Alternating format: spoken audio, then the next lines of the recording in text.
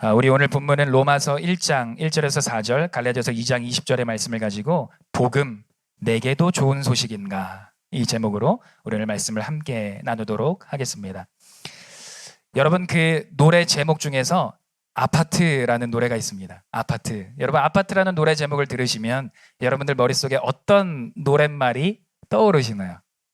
별빛이 흐르는 다리를 건너.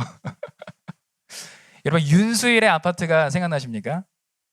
윤수일의 아파트 제가 찾아보니까 82년도에 발매가 된 노래입니다. 제가 82년생인데 저랑 같이 태어난 노래가 윤수일의 아파트입니다.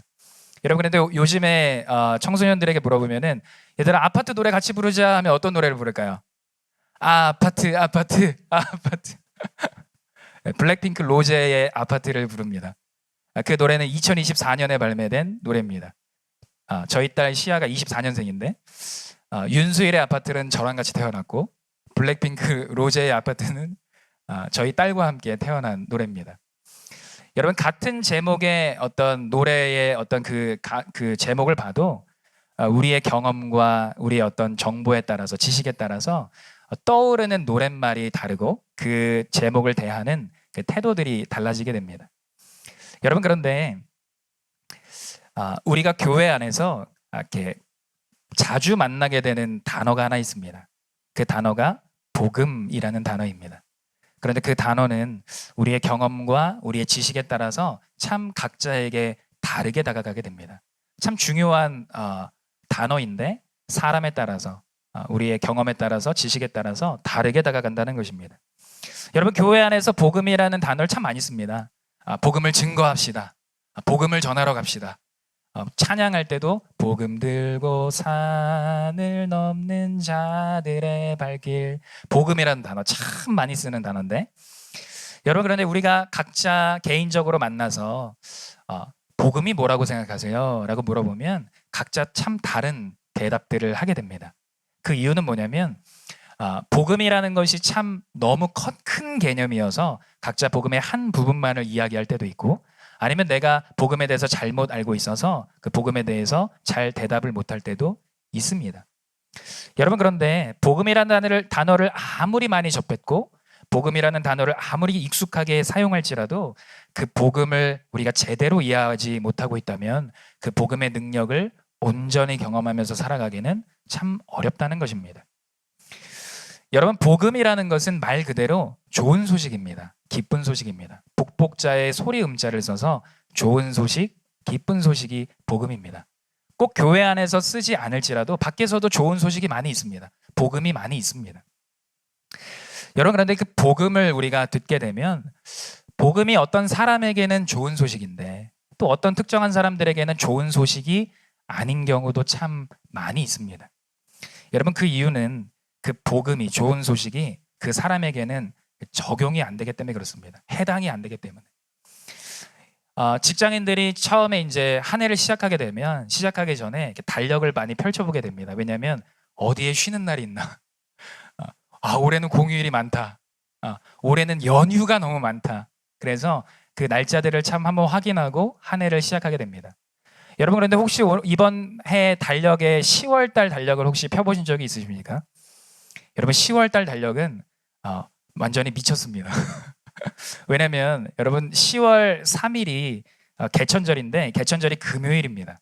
그래서 금요일에 개천절이 시작되면 토요일, 주일, 주말이 흘러가게 되고 그 다가오는 그 다음 월요일은 추석입니다.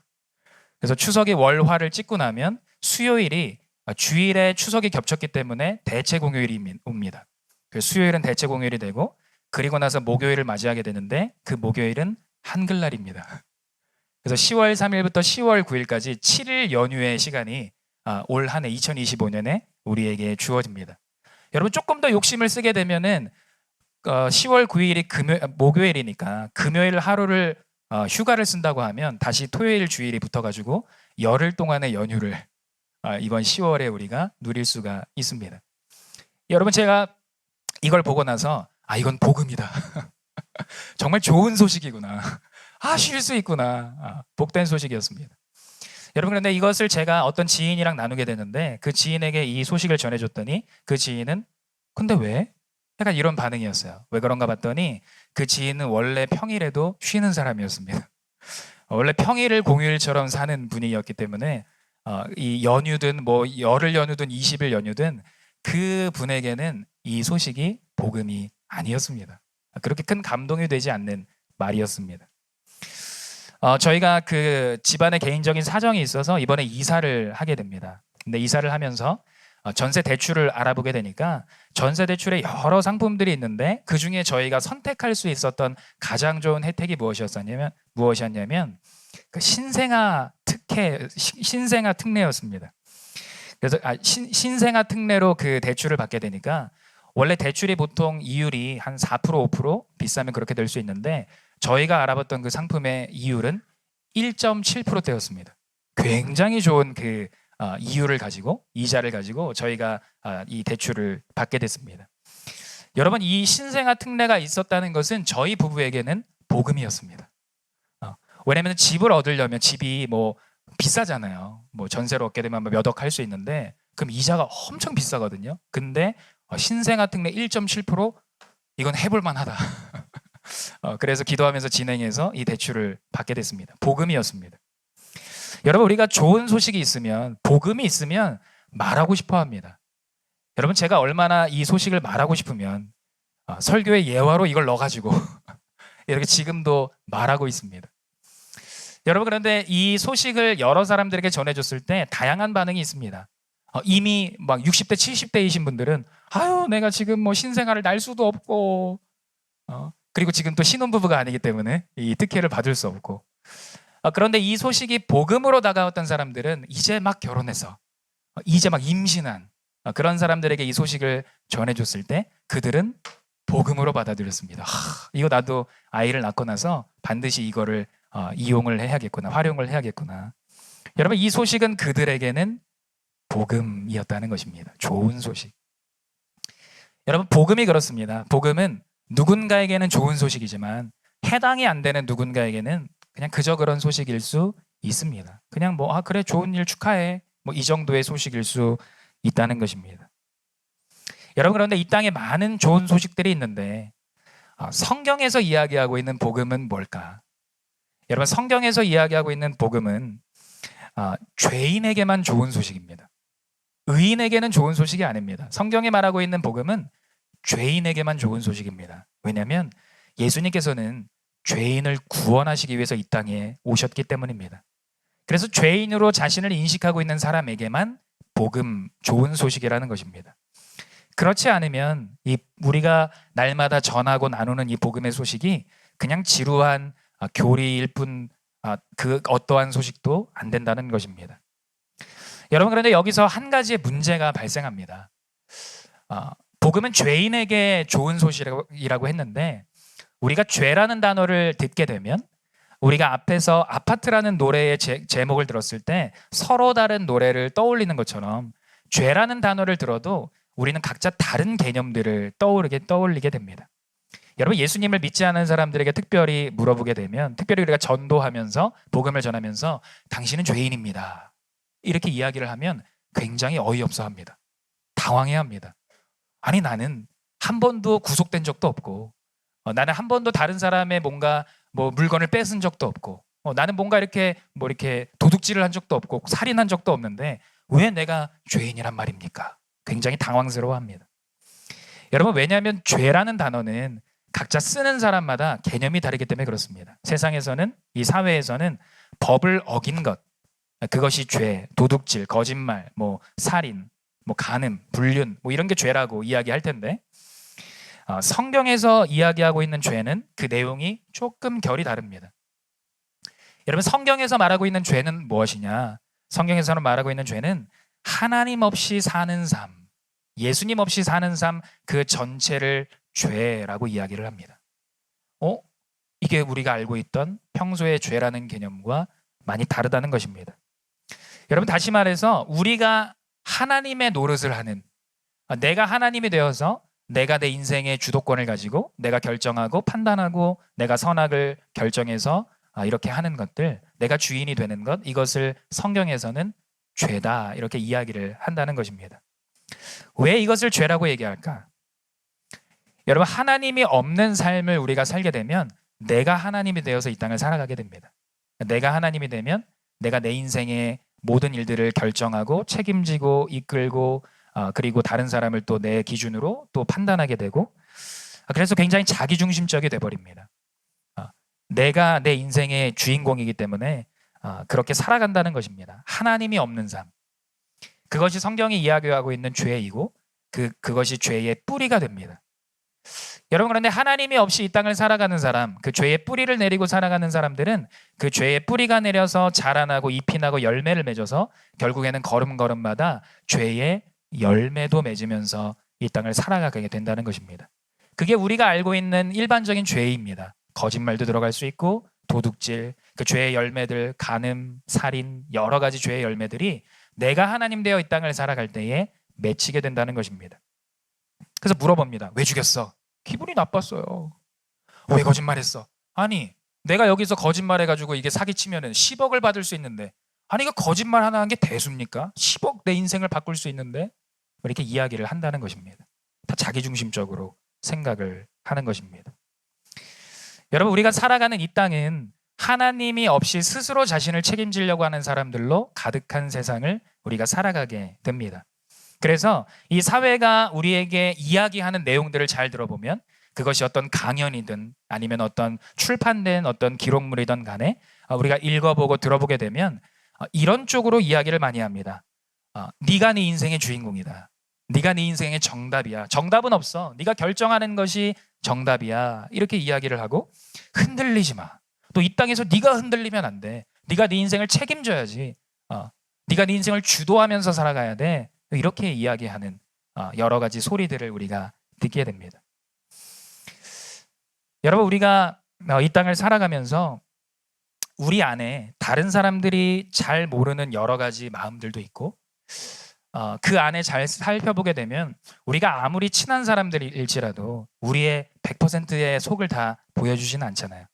우리 배우자라고 할지라도 뭐 적어도 한 5%, 10% 정도는 내 배우자에게도 감추면서 살아가는 그 삶의 내용들이 있습니다. 아무에게도 꺼내놓지 않은, 심지어는 하나님에게도 꺼내놓지 않은 그 삶의 내용들이 우리에게는 이 속 어딘가에는 존재한다는 것입니다. 여러분, 그래서 우리는 그 상한 마음, 그 어떤 나의 그 불편한 그 진실들, 이것들을 우리가 꽁꽁 감추고 그 마음들을 그대로 한 채 세상의 그 소리들을 들으면서 너 강해져야 돼, 얕보이면 안 돼, 붙잡히면 안 돼, 이러면서 우리가 숨기고 감추면서 우리 자신을 강화하는 쪽으로 갈 때가 있습니다. 병든 자를 더 강하게 만드는 그쪽으로 우리가 이렇게 이끌림을 받아서 따라갈 때가 있다는 것입니다. 여러분, 세상의 소리는 이렇습니다. 네가 강해져야 한다. 여러분, 그런데 성경의 외침은 세상의 소리와 정반대의 소리를 외칩니다. 너는 아무것도 할 수 없는 존재야. 너는 약한 존재야. 너는 악한 존재야. 그러니 강하신 분이, 가장 의로우신 분이 네 안에 들어가야 너가 살 수 있어. 이렇게 이야기를 한다는 것입니다. 여러분은 여러분의 삶에 대해서 어떤 평가를 하고 살아가고 계십니까? 어떤 분은 다른 사람과 비교해서 나는 한없이 부족한 사람이야. 자존감이 낮으신 분도 있을 거고, 어떤 사람들은 다른 사람과 비교해서 이 정도면 됐지. 나 괜찮은 사람이야. 이렇게 어깨를 으쓱하면서 살아가는 분들도 있을 것입니다. 여러분, 2000년도에 방영했던 영화 중에서 What Women Want라는 영화가 있습니다. 여성들이 원하는 것이라는 영화 제목인데 멜 깁슨이 주인공을 했던 영화였습니다. 멜 깁슨이 어떤 사고를 통해서 여성들의 음성, 속마음을 들을 수 있는 특별한 능력을 갖게 됩니다. 그래서 거기서부터 펼쳐지는 스토리가 그 영화의 어떤 에피소드 내용입니다. 여러분, 누군가 우리의 속마음을 들여다볼 수 있다면 여러분 어떻게 하시겠습니까? 제가 그런 상상을 하고 한번 그 사람을 떠올려 본 적이 있었는데 너무 만나기 싫더라고요. 그리고 그 사람이 내 앞에 나타나게 되면 일부러 막 다른 생각하는 거야. 다른 생각, 좋은 생각, 착한 생각. 여러분, 우리의 속마음을 들여다볼 수 있는 사람이 우리 주변에 있다는 것은 굉장히 불편한 일입니다. 생각만 해도 너무 불편한 일입니다. 왜냐하면 우리 안에 꺼내놓을 수 없는 그 몇 가지들이 여전히 남아있기 때문에 그렇습니다. 그래서 우리는 그런 약함을 감추기 위해서 더 강해지려고 하고 더 버텨내려고 하고 어떻게든 우리가 스스로를 지키는 쪽으로 나아갈 때가 있다는 것입니다. 여러분, 그런데 성경은 그렇게 해서는 우리의 처한 이 문제를, 내가 내 인생 가운데 처한 이 문제를 그런 방식으로는 해결할 수 없어 라고 말씀하고 있다는 것입니다. 여러분, 성경은 우리의 병든 자가 죽어야 된다고 이야기합니다. 그걸 어떻게 강화해서 좋은 쪽으로 만들어가는 것이 아니라 우리의 병든 자가 죽어야 한다라고 성경은 말씀하고 있습니다. 그리고 진정으로 그 모든 것을 해결하실 수 있는 예수님께서 우리 안에 들어오셔서 우리의 주인이 되어주셔야 우리가 살 수 있다, 이렇게 말씀해주고 있다는 것입니다. 여러분, 그렇다면 죄인된 우리들에게 복음은 무엇이겠습니까? 복된 소식, 좋은 소식, 그것은 예수님께서 우리 안에 오시는 것입니다. 예수님께서 우리 안에 오셔서 우리의 약함을 해결하시는 것입니다. 예수님께서 우리 안에 오셔서 약한 우리에게, 지저분한 우리에게, 더러운 우리에게 괜찮다고 말씀해 주시는 것이 복음입니다. 그런 우리를 안아주시고, 그런 우리를 사랑해 주시고, 그런 우리를 끌어안아 주시고, 여전히 죄인이지만 괜찮다고, 내가 너를 안다고, 내가 너를 사랑한다고 그렇게 말씀해 주시는 것이 복음이라는 것입니다. 그래서 오늘 본문 로마서 1장 말씀해 보면 바울은 복음을 이렇게 소개합니다. 여러분, 바울도 좋은 소식을 전하는 사람이었는데 바울은 연휴가 7일이에요 이런 소식을 전하지 않았습니다. 신생아 특례가 좋은 대출입니다 이런 소식을 전하지 않았습니다. 바울은 어떤 복음을 전했는가? 오늘 본문 로마서 1장 2절부터 보면 이 복음은 하나님의 아들에 관한 것이다. 4절 마지막에 보면 곧 우리 주 예수 그리스도시니. 여러분, 바울이 전했던 복음은 예수님이었습니다. 바울이 좋은 소식이라고 전했던 것을 잘 들어보니까 예수님이었습니다. 여러분, 예수님이 왜 우리에게 기쁜 소식일까? 왜냐하면 예수님께서는 이 땅에 오셔서 우리에게 찾아오셔서 우리의 죄를 다 해결해 주신 분이시기 때문입니다. 우리의 속마음을 다 아시는 분인데, 내가 감추고 있던 그 5%, 10%의 그 마음까지도 이미 다 옛날부터 다 보고 계시고 알고 계셨던 분인데, 내가 태어날 때부터 지금까지 내 모든 속의 생각과 마음과 모든 것들을 속속 들이다 보실 수 있는 주님이신데, 그 주님께서 우리에게 찾아오셔서, 여전히 죄인된 우리에게 찾아오셔서 내가 너를 사랑한다고, 괜찮다고, 괜찮아 성현아, 내가 너를 알아, 너 약한 거 내가 알아, 너 겉으로는 막 대단한 척 하지만 너 내가 알아, 너의 그 약함, 너의 그 지저분한 마음, 아직도 버리지 못한 그 욕심들 내가 알고 있어. 그런데 성현아, 내가 너를 사랑해. 그래서 내가 너 안에 들어가서 너와 함께 더불어 먹고, 너와 함께 더불어 마시고, 너와 함께 모든 삶을 살아가고 싶어. 여러분, 예수님께서 우리에게 그렇게 말씀하신다는 것입니다. 그래서 이것이 복음입니다. 우리의 모든 약함을, 더러움을 다 끌어안고 십자가에서 죽으신 예수님. 그래서 우리는 여전히 이 모양 이 꼴일 수 있어도 그 우리에게 주님 찾아오셔서 괜찮다고, 내가 너를 사랑한다고, 내가 너를 만들어 갈 거라고 말씀하시는 예수님. 여러분, 이게 우리에게 복음이라는 것입니다. 여러분, 복음은 단순히 어떤 하나의 사건은 아닙니다. 우리가 십자가에서 죽으신 예수님 이렇게 복음을 전할 때도 있지만, 어떤 분은 부활하신 예수님 이렇게 전할 때도 있지만, 복음은 어떤 특정한 한 사건이 아니라 복음은 예수님이십니다. 그래서 우리를 살리시기 위해서 이 땅 가운데 오신 예수님, 십자가를 지신 예수님, 그 모든 사망의 권세를 깨고 사탄의 머리를 박살내고 부활하신 예수님, 그리고 다시 하늘로 올라가신 예수님, 그리고 우리에게 성령을 보내주신 예수님, 그리고 다시 오시겠다고 약속하시고 다시 이 땅 가운데 오실, 재림하실 예수님. 여러분, 이 모든 이야기 한 덩어리 하나가 복음이라는 것입니다. 그래서 복음은 특정 사건이 아니라 예수님 그분이시구나, 예수님 그분이 복음이라는 것입니다. 여러분, 그래서 우리가 복음을 믿는다, 나는 복음을 믿어요, 나 복음을 전해요, 복음을 증거해요 라는 것은 이 예수님을 받아들이고 믿는 것이고, 이 예수님을 전하는 것입니다. 이 예수님이 우리 안에 오셨구나, 이 예수님이 나의 주님이시구나. 여러분, 그래서 사탄은 굉장히 전략적으로 움직이기 때문에 이것만은 막으려고 합니다. 여러분, 사탄이 주일에 우리 교회 오는 거 안 막을 수 있습니다. 갔다 와. 얼마든지 허락할 수 있습니다. 여러분, 우리 차세대가 그 여름, 겨울 이렇게 방학 때마다 수련회를 떠나는데 얼마든지 수련회 갔다 와. 사탄은 얼마든지 우리의 그 길들을 열어놓을 수 있습니다. 그런데 그 자리에서 예수님은 못 보게 한다는 것입니다. 그 뜨겁게 찬양하고 뜨겁게 기도하는 그 말씀의 자리에서 예수님만 못 만나게 하면 되니까 모든 걸 다 허용하고 예수님만 못 보게 만든다는 것입니다. 여러분, 이 교회에서 말씀 가운데 선포되는, 끊임없이 선포되는 복음이 나에게 감동이 되지 않는다면, 내게 무의미하게 다가오고 있다면 우리가 예수님을 뺀 채 열심히 신앙생활을 하고 있는지도 모르겠습니다.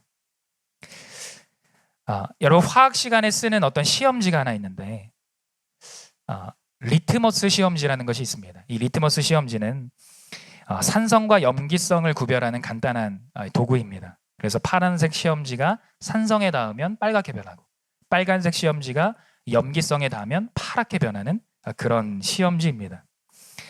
여러분, 이 리트머스 시험지라는 것은 어떤 것의 본질이나 상태를 이렇게 드러내주는 그런 비유를 말할 때도 리트머스 시험지라는 표현을 쓰게 됩니다.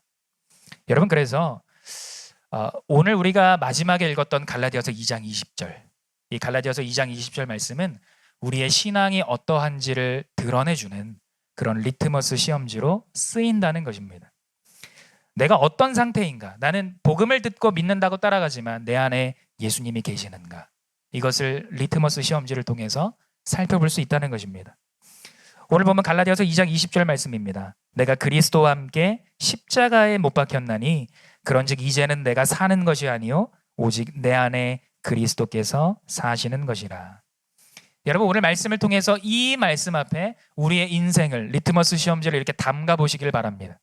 나는 여전히 병든 자아를 끌어안고 내 병든 자아가 내 인생의 주인이 되어서 내가 스스로 내 인생을 책임지면서 살아가고 있지는 않은지, 여전히 내가 내 인생의 주인처럼 나아가고 있지는 않은지. 여러분, 혹시 요즘에 좀 더 스스로 좀 더 버티려고 하고 내가 좀 더 내 힘으로 좀 더 괜찮아지려고 하고 내가 모든 것을 책임지려고 내 어깨에 모든 걸 다 지면서 막 초인이 되려고 하는, 여러분, 그렇게 내 인생에 내가 주인 되어서 살아가고 있지는 않으십니까?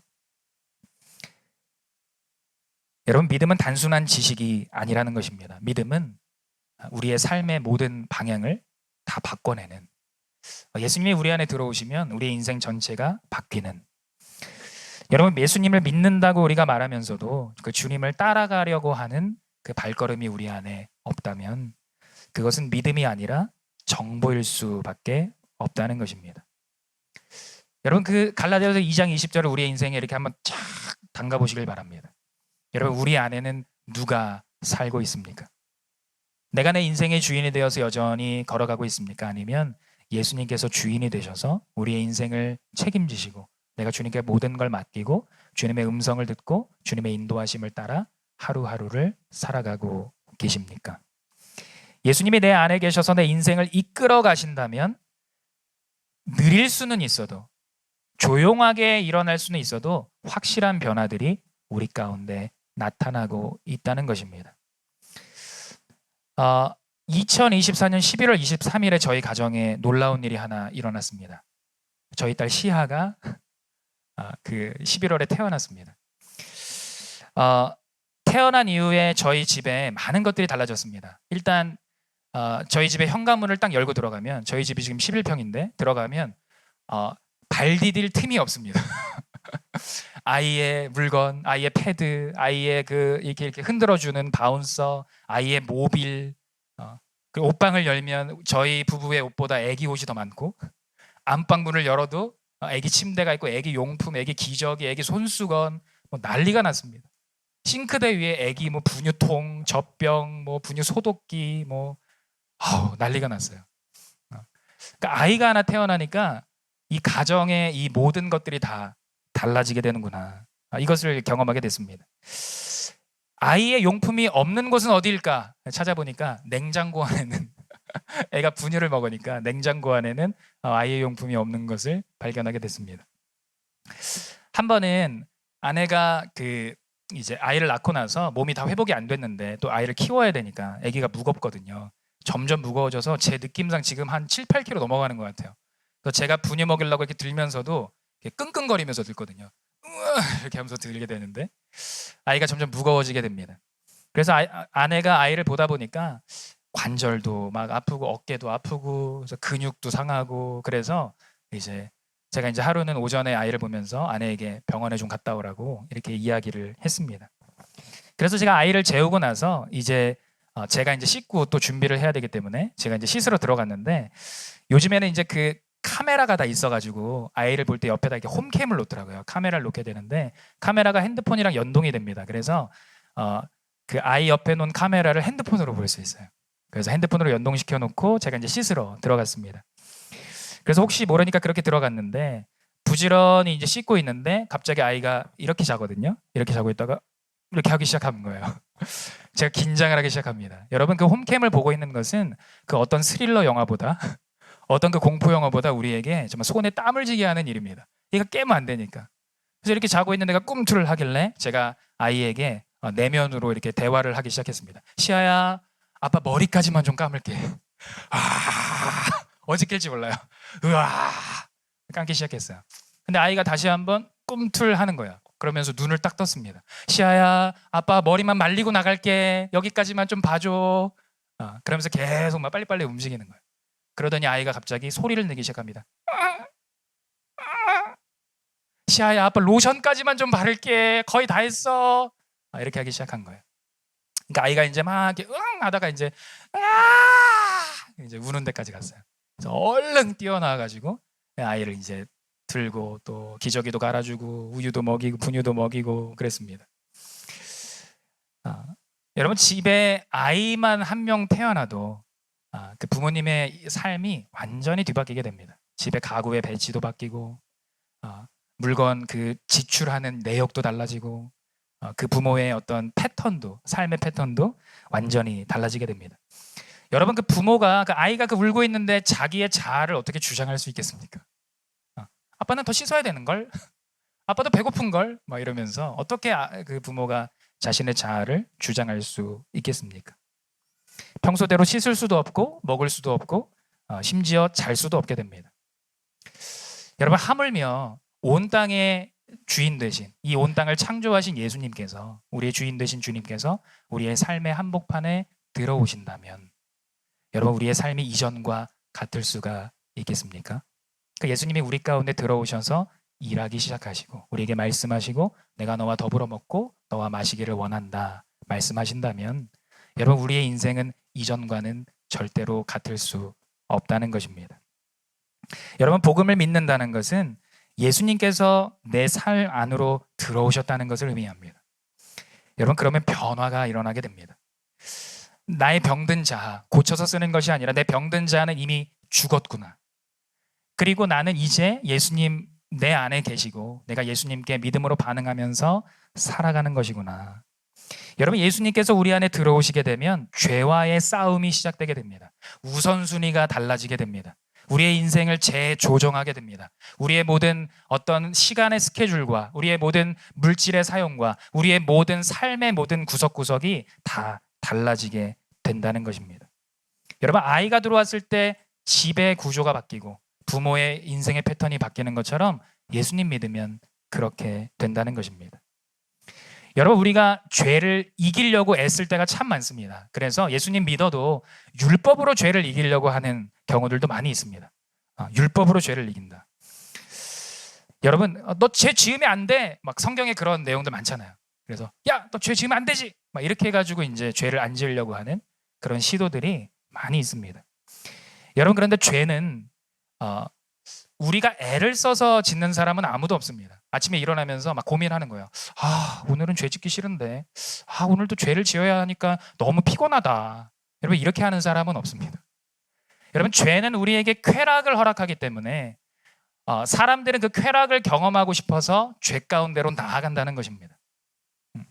여러분 죄가 우리를 부릅니다. 왜냐하면 거기로 가면 쾌락이 있으니까 우리를 기쁘게 하는 그 무언가가 있으니까 우리는 막 결심하고 결단하지 않아도 의무감으로 하지 않아도 죄 가운데로 나아갈 수밖에 없는 존재가 우리라는 것입니다. 여러분, 이 죄를 이길 수 있는 유일한 힘은 무엇이겠습니까? 죄를 이기는 것은 우리가 막 율법을 막 이렇게 이렇게 붙들고 이런 것이 아니라 죄를 이길 수 있는 유일한 힘은 우리에게 더 큰 만족을 주시는 분을 만나는 것입니다. 그 죄의 쾌락을 이길 수 있는 더 큰 만족을 주시는 그분, 그 이름 예수 그리스도, 주님을 만나는 것, 그분을 만난 사람은 죄를 이기면서 이 땅을 살아가게 된다는 것입니다. 여러분, 성경에 보면 원수를 사랑하라 이런 불가능한 말이 나옵니다. 범사에 감사하라. 어떻게 모든 일에 감사할 수 있습니까? 여러분, 그런 말씀이 성경에 등장을 합니다. 여러분, 이걸 누가 하겠습니까? 원수를 사랑하라. 여러분, 원수는 때려야죠. 원수는 싸워야죠. 성경에는 원수를 사랑하라. 이게 어떻게 한다는 말입니까?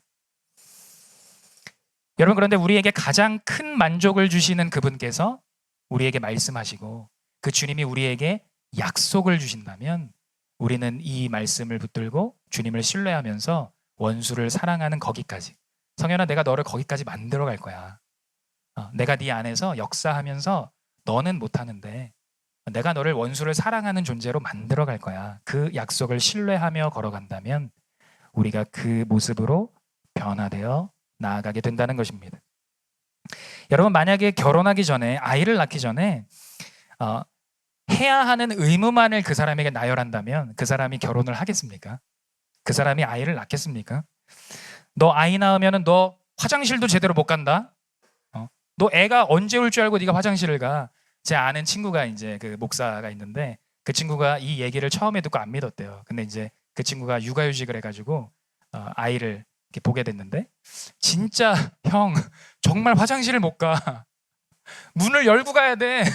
문을 열고 가야 돼. 여러분, 야, 너 결혼하면 너 그렇게 된다? 너 결혼하게 돼서 아이 낳게 되면 너 자다가도 막 두세 번씩 일어나야 된다? 새벽 1시에도 일어나고 3시에도 일어나고 5시에도 일어나야 된다? 이렇게 결혼하기 전에, 아이 낳기 전에 의무감만을 나열한다면 누가 결혼하고 누가 아이를 낳겠습니까? 그런데 여러분들 다 아이들 낳고 키우셨잖아요. 그 지금 세대가 불가능하다고 생각하는 어떤 분은 막 4, 5씩 낳기도 하고, 옛날에 보면 기본 막 많이 낳고, 그래서 다 기쁨으로 키워내고 여기까지 막 다 자라게 해서, 그래서 이제 막 우리 권사님, 장로님 가정 같은 경우는 이번 주 토요일에 또 결혼도 시키고 거기까지 막 자라게 하는, 여러분, 이 일들 여러분들 다 감당하지 않으셨습니까? 어떻게 이 일을 할 수 있었습니까? 여러분, 아이가 새벽에 일어나서 울면 힘들잖아요. 막 두세 번씩 깨서 하면은 막 힘듭니다. 그런데 그 아이를 밥을 먹일 때 그 아이가 우리의 눈을 쳐다보면서 씩 웃어주면, 그러면 힘든 건 힘든데 너무 기쁘다. 그 행복이 우리에게 찾아오고, 아이가 그 작은 몸을 꿈틀거리면서 귀여운 짓을 할 때 우리의 그 하루의 피로가 다 사라져 버리는 것을 여러분들 경험하면서 자녀들을 다 키우셨을 것입니다.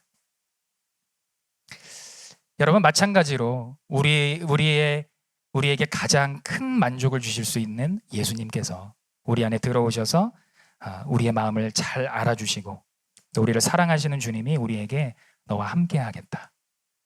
괜찮아. 야, 너 초인이 되지 않아도 괜찮아. 너 지금 모습 그대로 괜찮아. 내가 너를 사랑해. 내가 너를 만들어 갈 거야. 주님께서 우리에게 말씀하신다면, 그 주님의 그 약속을 믿고 간다면 우리는 그 원수를 사랑하는 그 말씀 앞에서도, 범사에 감사라는 그 말씀 앞에서도 우리는 믿음으로 걸어갈 수 있다는 것입니다. 왜냐하면 예수님이 그렇게 우리를 만드실 것이기 때문에. 여러분, 우리가 예수님의 음성에 귀를 기울이고 주님을 삶의 인도자, 진짜 목자로 우리가 인정하며 걸어갈 때 예수님께서는 우리의 지쳐버린 그 인생의 자리를 회복의 자리로, 그 눈물의 자리를 기쁨의 자리로, 불안한 그 마음의 자리를 평안의 자리로, 답이 없던 그곳에 길을 내시면서 우리를 인도해 가실 것입니다. 여러분, 우리를 부르시고 우리와 동행하시고 끝까지 이끌어 가시는 그분, 예수님. 여러분, 그 예수님을 우리가 받아들이는 것이 복음입니다. 좋은 소식. 여러분이 좋은 소식을 받아들이시겠습니까?